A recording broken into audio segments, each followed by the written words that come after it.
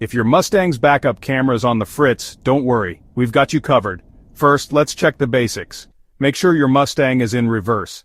Sounds simple, but you'd be surprised how often it's the little things. Still no luck? It might be a wiring issue. Pop the trunk and inspect the camera's connection. Look for any loose or damaged wires. Fix any issues you find. Next, let's reset the system.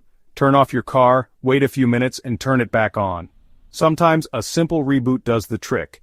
If that doesn't work, you might need to update your sync software. Go to Ford's website, download the latest update, and follow the instructions.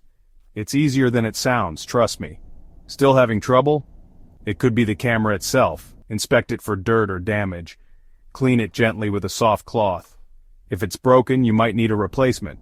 And remember, if all else fails, consult a professional. They can diagnose and fix issues you might have missed. So, there you go. Troubleshooting your Mustang's backup camera can be simple. Just follow these steps, and you'll be back on track in no time. Thanks for watching. Don't forget to like and subscribe for more quick car tips.